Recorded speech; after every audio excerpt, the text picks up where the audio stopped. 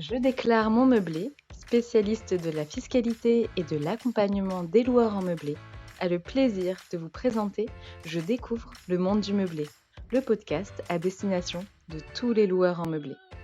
Que vous envisagiez de vous lancer dans l'aventure de la location meublée ou que vous soyez déjà fin connaisseur des avantages de cette activité, retrouvez-nous chaque semaine pour parler conseils, bons plans et suivre ensemble l'actualité de la location meublée. Bonjour à toutes et à tous et bienvenue dans un nouvel épisode du podcast des rendez-vous de JD2M. Je m'appelle Baptiste Beauchard, je suis juriste pour Je déclare mon meublé et dans ce podcast, je donne la parole à des professionnels du secteur de la location meublée. Spécialistes de la comptabilité, du droit, de la gestion de biens ou encore du patrimoine, ils viennent vous parler fiscalité, emprunt, investissement, réglementation et vous livrer leurs meilleurs conseils pour que vous puissiez en apprendre toujours plus sur l'activité de location meublée.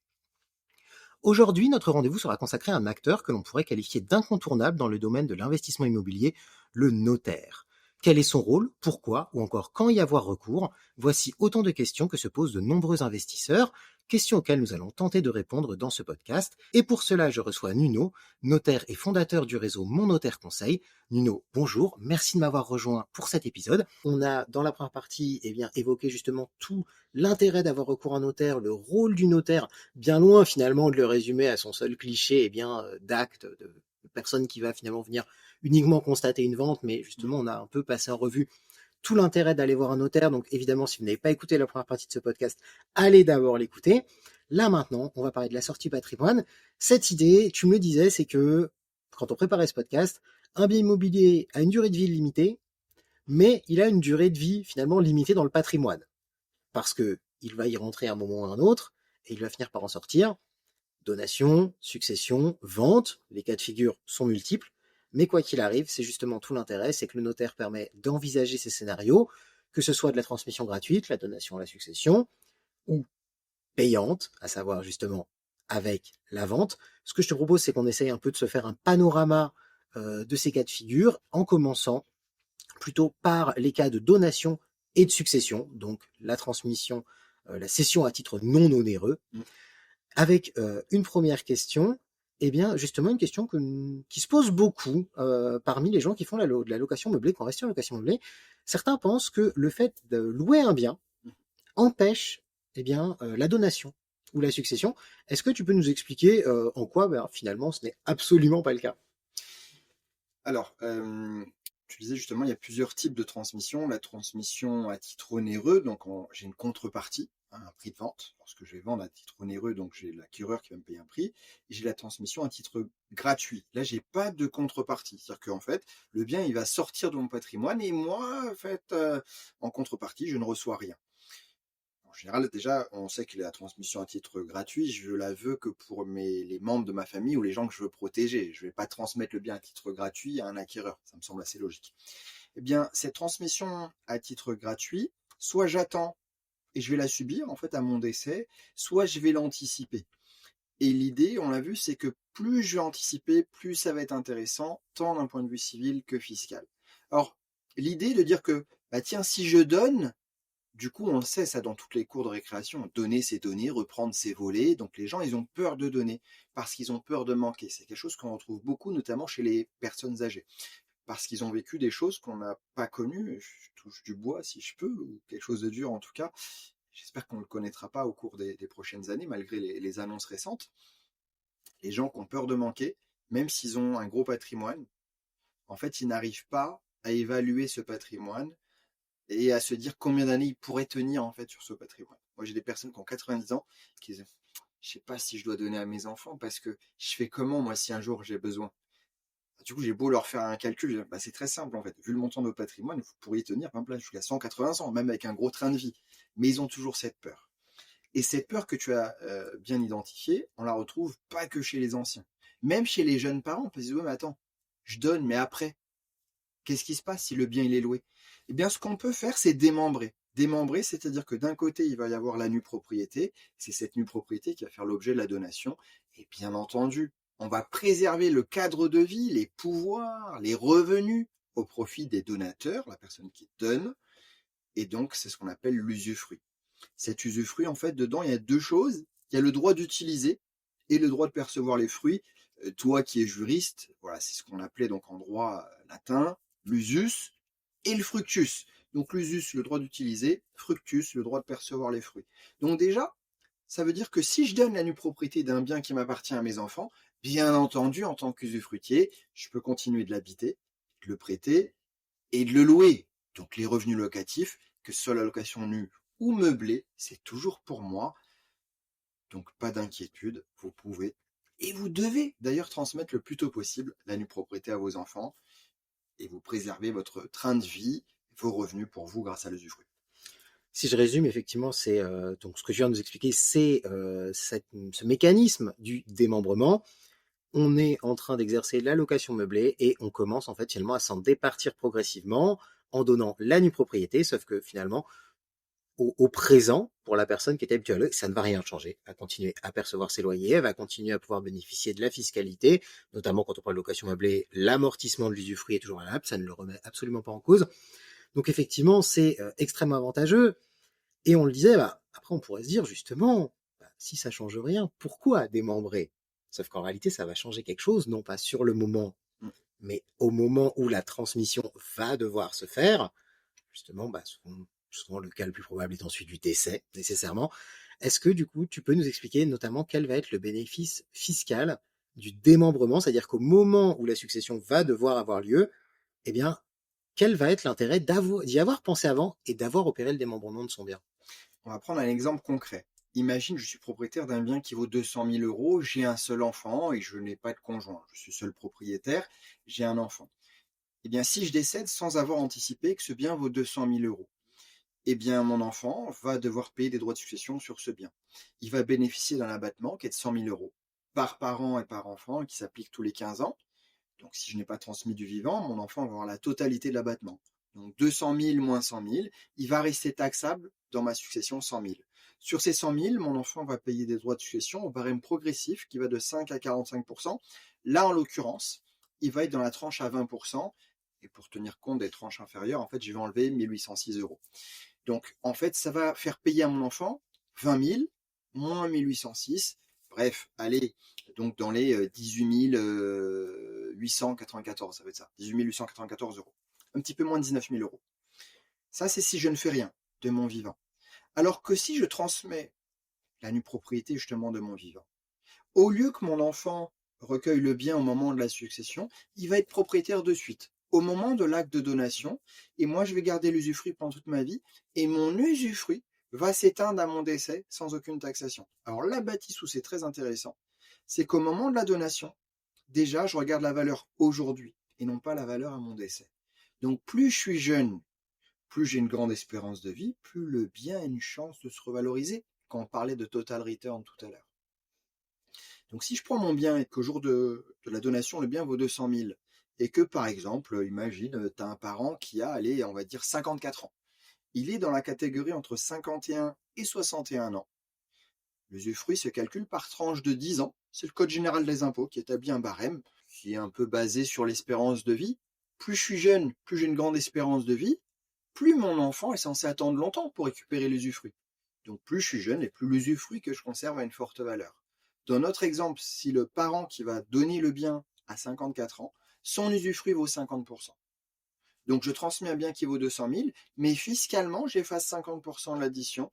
Le bien n'est valorisé que pour 100 000 euros. Donc je transmets la nue propriété d'un bien qui vaut donc 100 000 euros. Mon enfant bénéficie d'un abattement de 100 000 euros.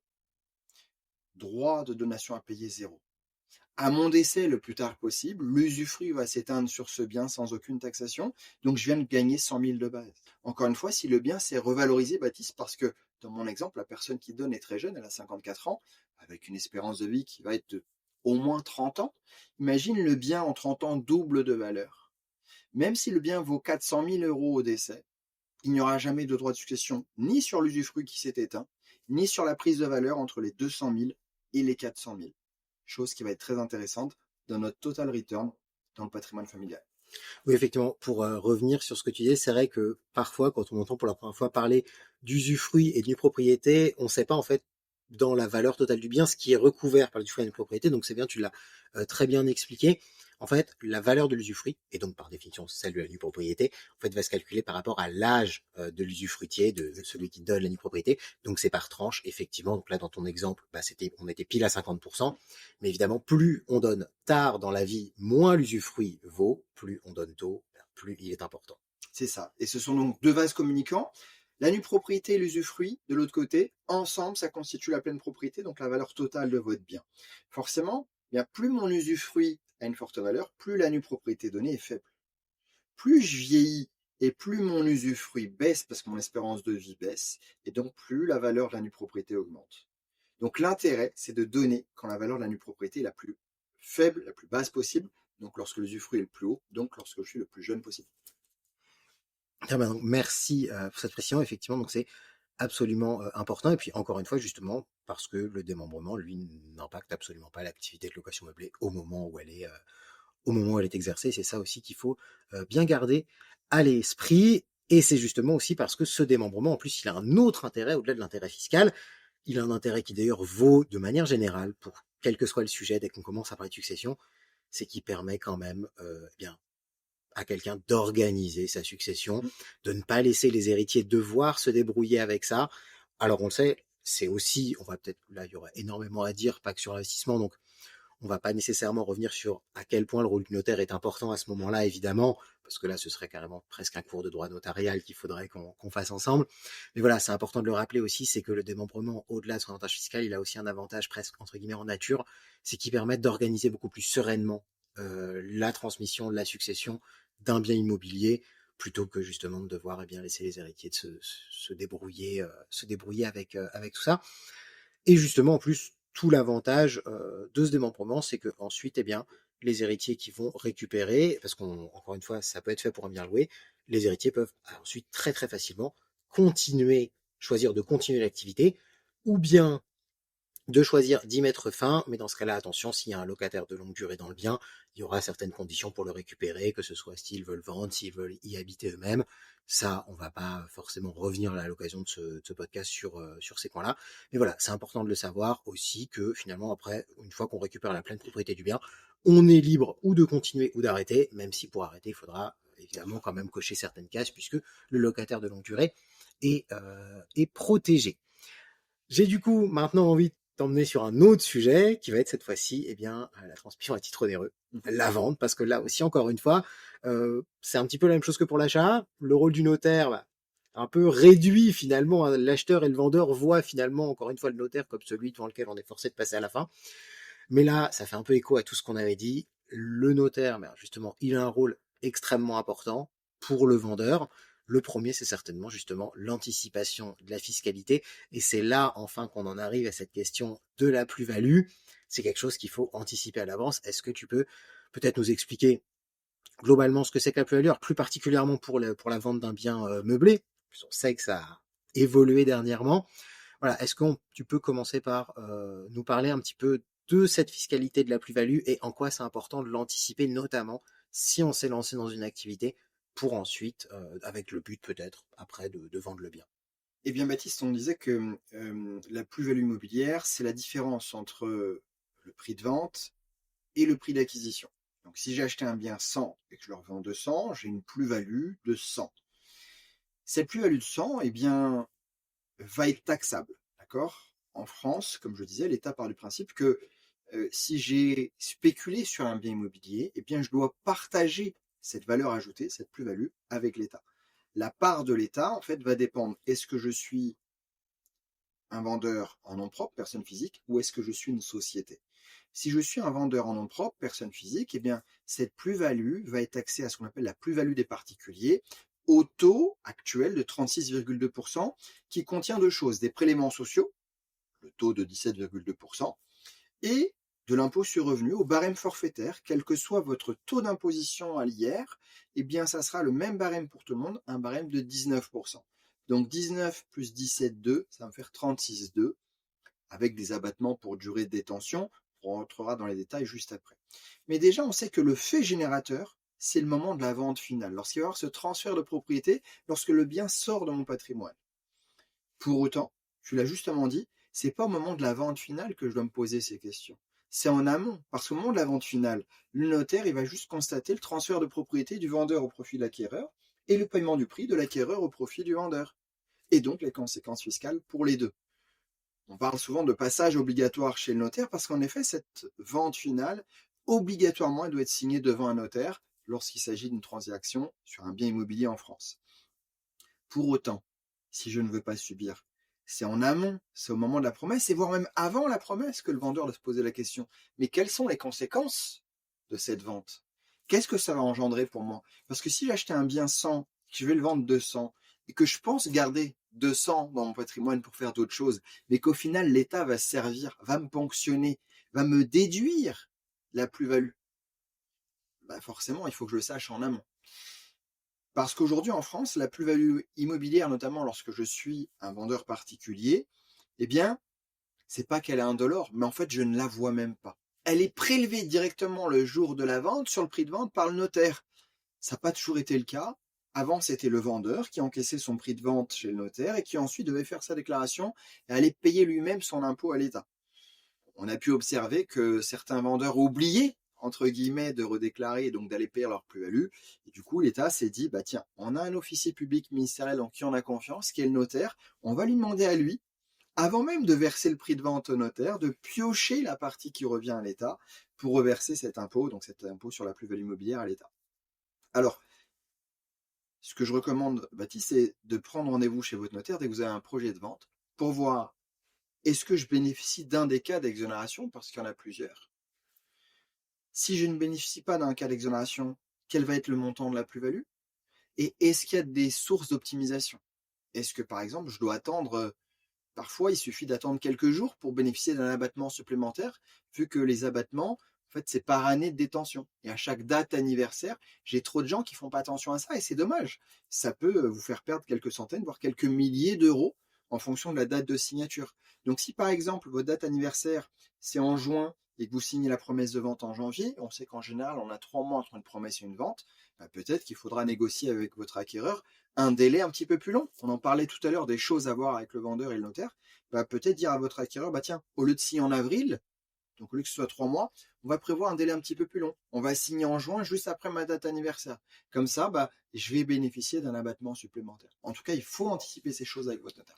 Surtout que cet abattement, mine de rien, il n'est pas anecdotique, hein. Alors l'abattement sur la plus-value, donc il fonctionne alors de la même manière, mais pas avec les mêmes taux, hein. Cet impôt sur la plus-value à 19% dont tu parlais, l'abattement c'est quand même 6% par an, donc sur une vente à plusieurs dizaines ou centaines de milliers d'euros, 6% c'est quand même pas anodin. Donc effectivement, parfois, attendre quelques mois, ça peut permettre d'avoir 6% supplémentaires d'abattement sur la plus-value. Globalement, c'est aussi cet abattement qui peut permettre parfois, ça peut être utile, de revoir un projet parce qu'on sait que finalement, cet abattement, il peut permettre d'obtenir une exonération totale, puisque par définition, les 6% se cumulent. Sur l'impôt sur la plus-value, ça permet d'obtenir une exonération totale au bout de 22 ans. Les prélèvements sociaux, c'est un peu plus long, c'est 30 ans, parce qu'on a un abattement qui est très faible, en fait, les 22 premières années, hein, 1,65% de la 5e à la 21e. C'est vrai que c'est important de le rappeler, là, cet abattement, il ne se déclenche qu'à partir de la fin, enfin, du début de la 6e année de détention, donc l'anniversaire des 5 ans. Pour autant, donc 1,65% pour les prélèvements sociaux entre le début de la 6e et la 21e, 1,60% pour la 22e, c'est un peu technique. Par contre, après 9% par an, donc 72% d'abattement sur finalement entre la 23e et la 30e. Mais pour autant, c'est quand même quelque chose, parfois, ça peut valoir le coup si on n'est pas pressé, ne serait-ce que peut-être de reporter de quelques mois ou peut-être même de quelques années, si on est, voilà, si on a l'occasion. Et ça, encore une fois, c'est aussi le notaire qui peut permettre de l'expliquer. Tu parlais aussi des cas d'exonération. C'est important de le mentionner en location meublée. Enfin, là, je prends l'exemple de la location meublée puisque c'est aussi un petit peu notre sujet. Évidemment, eh bien, lorsque, par exemple, et ça arrive beaucoup, donc on a ce cas où on a laissé s'écouler suffisamment de temps, c'est important de bien le préciser, on parle de temps de détention, pas de temps de location, mais bien à partir du moment où le bien est dans le patrimoine. Mais on a d'autres possibilités, que ce soit par exemple eh bien, de refaire du bien sa résidence principale, puisqu'on voilà, les résidences principales sont exonérées.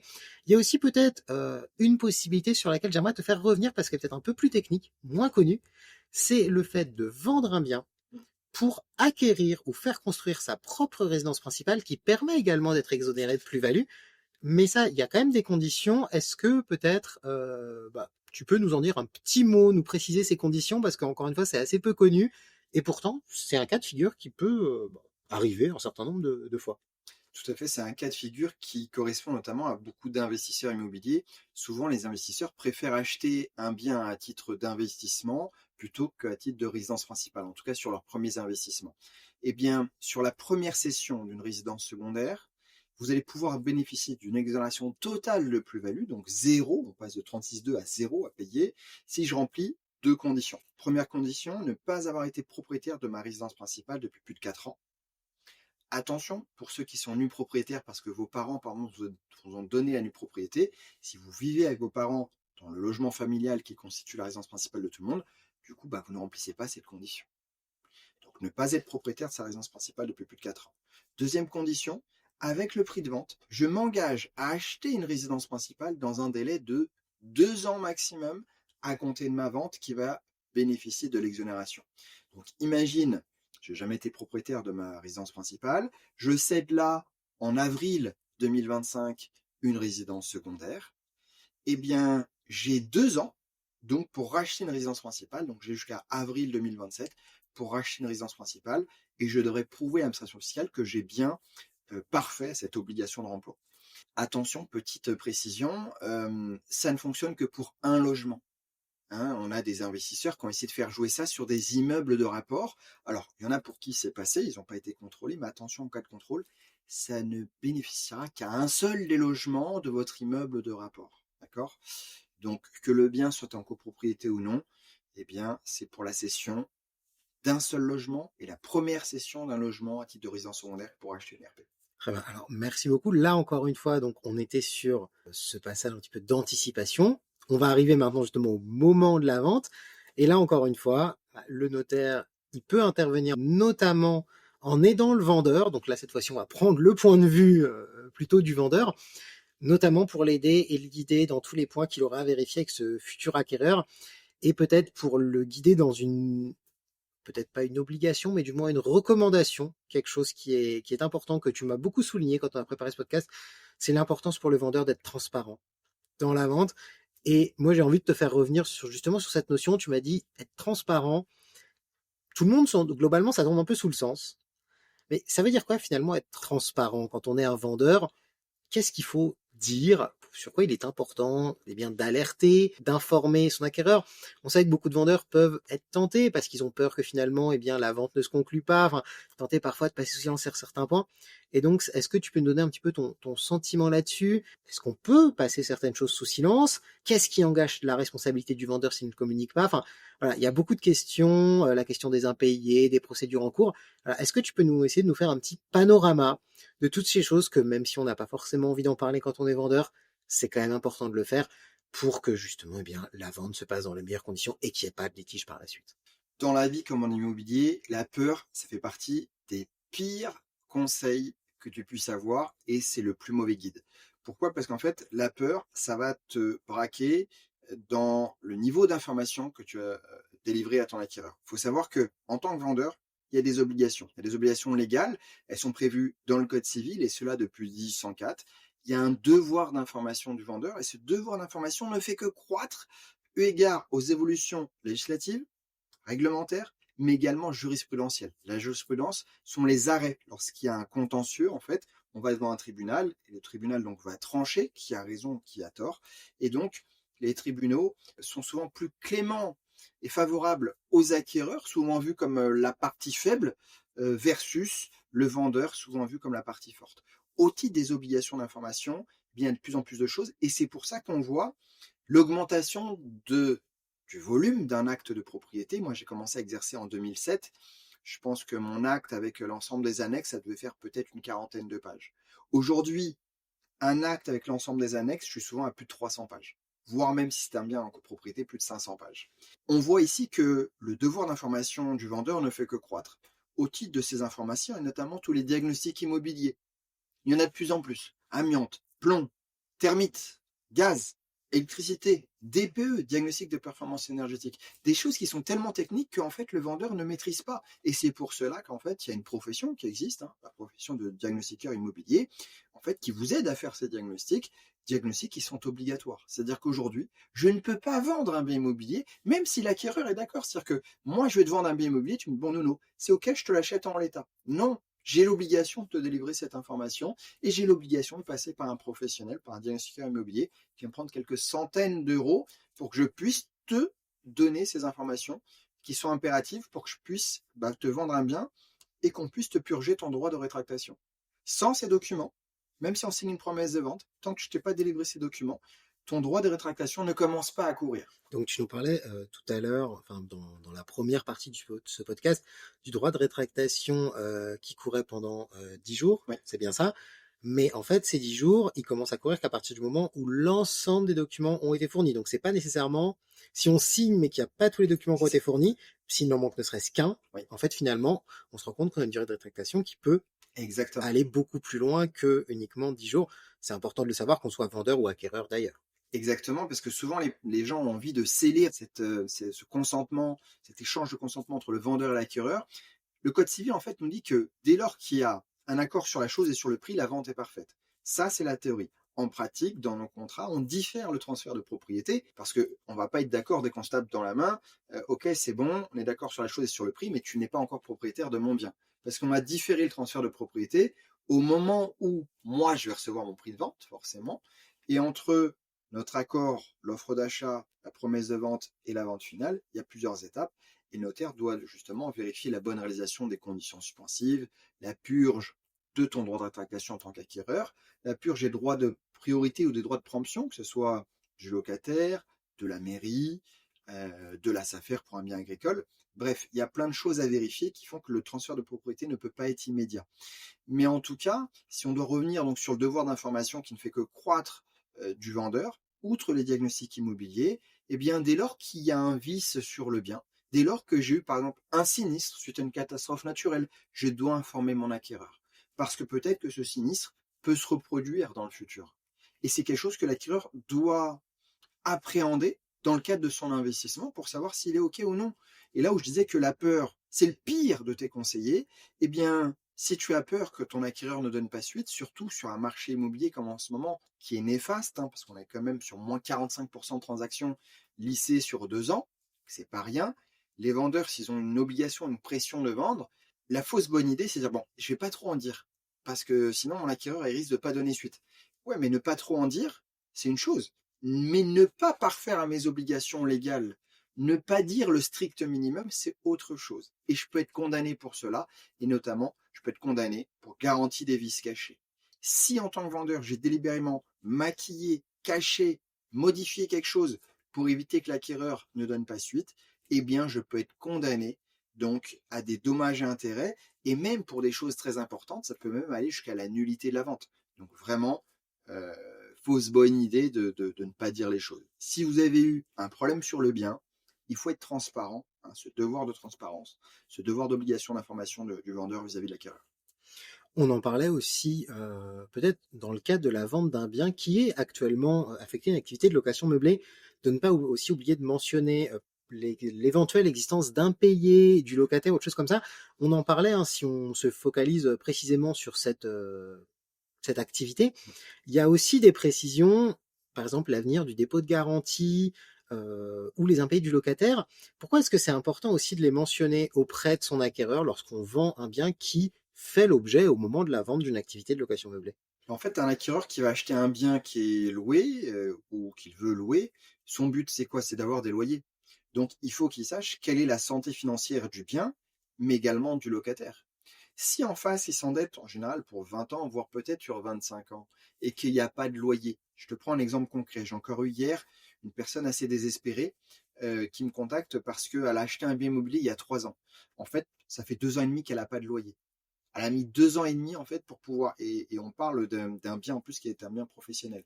Elle a mis 2 ans et demi en fait pour pouvoir obtenir la fin du bail, la résolution du bail pour non-paiement du loyer. Eh bien cette personne, elle estime avoir été trompée aussi bien par l'agence immobilière que par le vendeur, qui ne lui a pas dit que, certes, au moment où la vente s'est faite, le vendeur il payait ses loyers. Mais par le passé, il avait eu déjà plusieurs incidents, des incidents de paiement. Et la vie est ainsi faite qu'en général, les choses se reproduisent. Donc, tout le monde peut avoir un incident de paiement. Mais lorsque ça se produit régulièrement ou à plusieurs reprises, il y a des chances que ça se reproduise. Donc, en tant que vendeur, je ne peux que vous conseiller d'informer de manière transparente l'acquéreur sur la santé financière, sur la solvabilité de votre locataire. Est-ce que c'est quelqu'un qui paye bien? Est-ce qu'il est à jour? Est-ce qu'il faut le relancer? Est-ce que c'est un problème de diligence? Est-ce que c'est un problème monétaire? En tout cas, ayez cette transparence parce que vous pourriez tout à fait être condamné en cas de contentieux par les tribunaux et les sanctions peuvent être lourdes parce que imaginez, eh bien, un acquéreur dit ah mais moi j'ai été trompé. Eh bien, dans les vices du consentement, notamment en cas de dol, le dol c'est lorsqu'il y a une manœuvre volontaire de la part du vendeur pour tromper le consentement de l'acquéreur. Lorsque j'ai en fait ce dol, eh bien, on peut aller jusqu'à une nullité de la vente, une nullité de notre transaction. Effectivement. Et donc, dernier petit détail sur lequel j'aimerais peut-être te faire revenir, c'est quelque chose qu'on a tendance à oublier parfois, c'est le dépôt de garantie. Quand on vend un bien qui faisait l'objet d'une activité de location meublée, pourquoi c'est important de ne pas oublier ce dépôt de garantie? Le locataire, quand il va partir, il va demander le remboursement de son dépôt de garantie à celui qui est propriétaire au moment de la vente, donc l'acquéreur. Forcément, l'acquéreur va devoir débourser cette somme pour la rembourser au locataire lorsqu'il va partir. Donc, conventionnellement, je préconise, et c'est souvent l'usage, mais c'est pas obligatoire, en tout cas la loi ne le prévoit pas, donc il faut le prévoir dès l'avant-contrat, que le vendeur rembourse à l'acquéreur ses dépôts de garantie, qu'il a lui-même encaissé en tant que vendeur lorsque son locataire est entré dans les lieux, et donc que l'acquéreur devra reverser au locataire le jour où le locataire sortira. Donc il faut le prévoir en amont. Si je suis un acquéreur débutant, novice, et que je ne connais pas cela, eh bien je peux être surpris, et j'ai eu des clients qui ont été surpris, ils me disent attends mais je comprends pas, parce que le locataire là il s'en va, il me demande le remboursement du dépôt de garantie. Ben oui, parce que conventionnellement, en tant qu'acquéreur, j'ai repris les charges, les droits et les obligations du vendeur, parce que c'est moi qui deviens bailleur. Donc le bailleur, à la fin du bail, dans ses obligations, il a donc l'obligation de restitution du dépôt de garantie. Donc tu es devenu bailleur, tu as cette obligation de restitution. Ah oui, mais je ne l'ai pas. Ah mais ça, du coup, il fallait l'anticiper. Donc, il fallait le prévoir conventionnellement au stade de l'avant-contrat que le vendeur eh bien, te rembourse à toi. Et comme ça, toi, le jour où le locataire part, tu pourras lui restituer. Effectivement, et finalement tout ça, ça souligne un petit peu l'idée qui s'imprime un peu en filigrane de tout notre échange, c'est que souvent, on va pas penser à tout ça, c'est même pas une question de bonne ou de mauvaise foi. On parlait du dol, de parfois avoir caché certaines informations. Il y a certainement parfois des vendeurs qui ont peur, effectivement, et qui ne veulent pas donner certaines informations. Il y a aussi certainement, on peut le penser, des vendeurs qui ne donnent pas certaines informations parce que ils n'ont pas pensé à les donner, parce qu'ils ne savent pas qu'elles peuvent ensuite entraîner eh bien des conséquences néfastes, notamment une contestation, voire une nullité de la vente. Donc encore une fois, c'est important, ne serait-ce que peut-être de partir du principe qu'effectivement, on n'est pas tous spécialistes de la vente immobilière, enfin, que ce soit de l'achat ou de la vente. Et c'est aussi en ça que justement, le notaire, lui, en tant que spécialiste, il va avoir ce rôle-là, et que c'est un peu dommage parfois justement de le réduire peut-être à son étape, un peu de passage forcé, obligé. On y va un peu en traînant les pieds. Donc c'est quand même important justement de donner un petit peu une valeur. Ça ne pourra généralement qu'avoir une valeur ajoutée, que ce soit pour les investisseurs ou eh bien à la fin de l'investissement immobilier, à la fin de la durée de vie de l'investissement immobilier, pour transmettre, que ce soit à titre gratuit, à titre onéreux. Je pense que c'est vraiment quelque chose que ton intervention a contribué à nous démontrer dans ce podcast. Je pense qu'on a fait globalement le tour du sujet, même si, bien pourquoi pas, on pourra toujours avoir l'occasion de peut-être rentrer plus en détail. Ce serait intéressant parce que là, on a abordé beaucoup de notions, notamment des questions de démembrement. On est passé un peu vite dessus, de fiscalité de la plus-value. On sait, on pourrait passer des heures à parler de ces points-là. Donc, pourquoi pas peut-être un jour revenir en détail vraiment sur un point précis. Ça pourrait être une super occasion. Mais là, déjà pour ce premier podcast sur vraiment le rôle du notaire, je pense qu'on a accompli notre mission de souligner vraiment en quoi il était important. Donc je te propose que on s'arrête ici. Peut-être, est-ce que tu souhaites ajouter un petit mot, là, le mot de la fin? Mais en tout cas, merci beaucoup Baptiste pour ton invitation. Avec plaisir pour refaire un prochain podcast pour soulever un petit peu le capot et rentrer dans les détails, voir un petit peu eh bien, plusieurs techniques, des solutions d'optimisation. En tout cas, ce que je vous invite à faire, c'est identifier le notaire avec qui vous avez envie de travailler. D'accord. Il y a beaucoup de notaires. Les notaires, donc, du coup, eh bien, peuvent être choisis par le vendeur et par l'acquéreur. Le fait qu'il y ait un ou deux notaires, il n'y a pas de coût supplémentaire, il faut aussi le préciser, d'accord. Donc vous pouvez avoir votre propre notaire sans que cela engendre un coût supplémentaire et consulter votre notaire le plus en amont possible de votre projet pour qu'il vous aide sur la partie juridique, administrative et fiscale pour bien optimiser, anticiper et sublimer en fait votre projet pour éviter en fait tout simplement de subir certaines choses, de subir les conséquences de votre investissement, de subir en fait les conséquences de mauvais choix en fait opérés dès le départ et que votre notaire avec vous définisse en fait la feuille de route, quelles vont être les différentes étapes, quelles vont être les meilleures solutions pour aller obtenir et en tout cas pour arriver au cap que vous allez définir. Donc votre notaire, il est à votre côté, c'est votre allié important dans le cadre d'une acquisition d'un bien immobilier et notamment pour de la location meublée.